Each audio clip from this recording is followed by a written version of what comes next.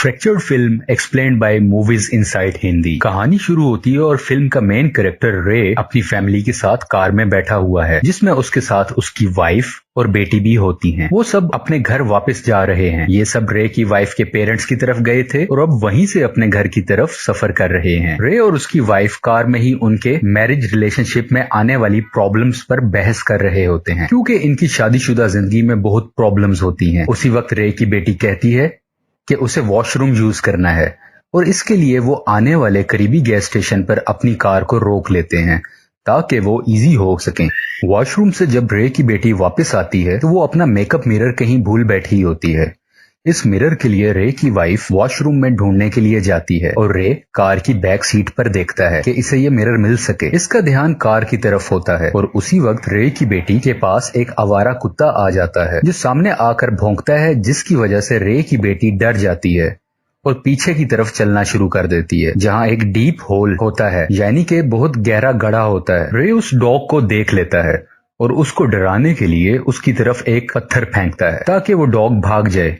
पर इसी हलचल में रे की बेटी उस होल में गिर जाती है। रे अपनी बेटी को बचाने के लिए बगैर कुछ सोचे समझे उस गड्ढे में छलांग लगा देता है, पर उसको सर पर चोट लग जाती है। इस वक्त तक इसकी वाइफ भी वॉशरूम से उधर आ चुकी होती है। रे की परेशान वाइफ ये सब देखती है और आराम से उस होल में उतरती है और अपनी बेटी के जख्म देखती हुई नजर आती है। इतनी ही देर में रे भी अपनी सेंसेस में वापस आ जाता है और वो अपनी बेटी को उठाकर उस गड्ढे से बाहर आ जाते हैं। रे की बेटी के हाथ पर काफी चोट लगी होती है, तो वो डिसाइड करते हैं कि इसको किसी नजदीक के हॉस्पिटल में लेकर जाएंगे। ये सब कुछ मील सफर करते हैं और हॉस्पिटल पहुंच जाते हैं। यहाँ पर ये डॉक्टर से मिलते हैं। डॉक्टर बताता है कि रे तुम्हारी बेटी के हाथ में फ्रैक्चर है, यानी कि हाथ की हड्डी गिरने की वजह से टूट चुकी है। हाथ को तो प्लास्टर कर दिया जाएगा, पर हमें एहतियातन तुम्हारी बेटी के हेड स्कैनिंग भी करना होगी ताकि मुकम्मल यकीन कर सकें कि गिरने की वजह से सर पर तो कोई चोट नहीं आई। हॉस्पिटल में सर की चोट स्कैन करने वाला एरिया बेसमेंट के अंदर मौजूद होता है।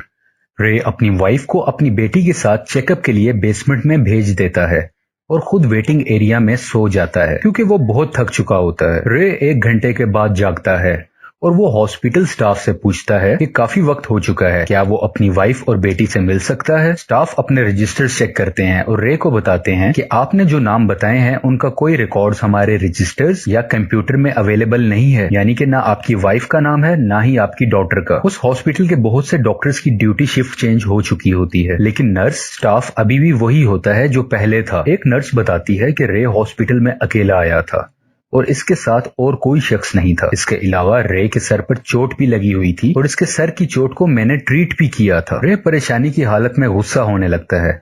इस चीज को देखते हुए हॉस्पिटल सिक्योरिटी उसको रोकती है। हॉस्पिटल स्टाफ उसे नींद की ड्रग्स देते हैं ताकि वो काम रहे और मजीद झगड़ा ना करे। इसके बाद रे को एक कमरे में बंद कर दिया जाता है। जब वो अपने नशे से जागता है जो उसे ड्रग्स दी गई होती हैं, तो वो उस कमरे से भागकर बाहर आ जाता है।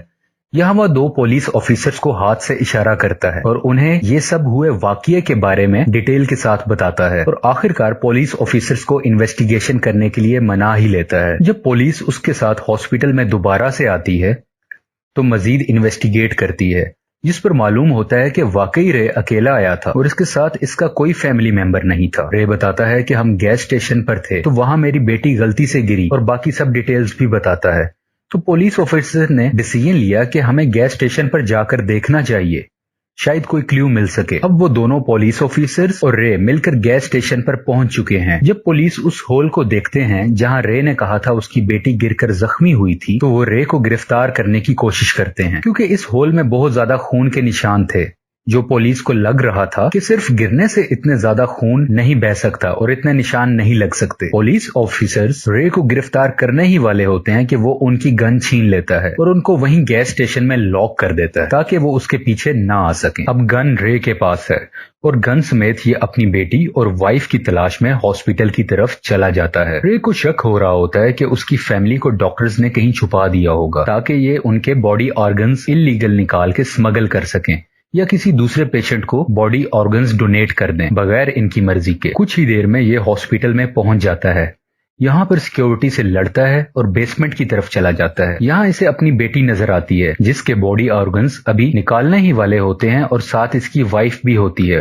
जो दवाई की वजह से नींद की हालत में होती है। वो अपनी वाइफ और बेटी को लेकर ऑपरेशन थिएटर से बाहर आ जाता है। जाते हुए सब डॉक्टर्स को गोलियां मार देता है और यहाँ सब कार में बैठ के चले जाते हैं। कहानी का मेन ट्विस्ट अब हमें पता चलता है। ये रिवील होता है कि इसकी फैमिली उसी गैस स्टेशन के पास वाले हॉल में गिर के मर चुकी थी। इसकी बेटी तो खुद ही डॉग से डर के गिर गई थी, जबकि इसकी वाइफ को रे ने खुद धक्का दिया होता है और वो एक नुकीली चीज में जाके गिरती है, जिससे उसकी भी मौत हो जाती है। यानी कि दोनों डेथ्स उसी वक्त गैस स्टेशन पर हो चुकी थी और इन दोनों की डेड बॉडीज शुरू से ही कार की पिछली डिग्गी के अंदर मौजूद थी, जो कि इसने खुद रखी थी। ये सब कुछ जो हॉस्पिटल में होता रहा, जैसे कि इसका कहना था कि मैं अकेला नहीं आया था, हॉस्पिटल स्टाफ पर बॉडी ऑर्गन्स का इल्जाम लगाना या रे का पुलिस से हेल्प मांगना, ये सब इसका साइकी प्रॉब्लम था, यानी कि मेंटल डिसऑर्डर इशू था। इसका कॉन्शियस और सबकॉन्शियस माइंड दोनों एक साथ नहीं दे रहे थे। हालांकि ये कत्ल इसने खुद ही किए होते हैं, पर इसका दिमाग शुरू से ही ये सब कहानी बना रहा होता है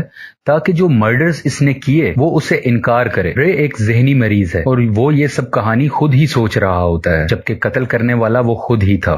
और आखिर में हम देखते हैं कि वो लोग जो ये हॉस्पिटल से भगा के लाया था अपनी फैमिली मेंबर समझकर, वो एक सीरियस पेशेंट होती है और वो भी अपनी जान खो बैठती है। आपको एक्सप्लेनेशन पसंद आए तो अपनी फीडबैक कमेंट सेक्शन में बताएं। Thanks for watching.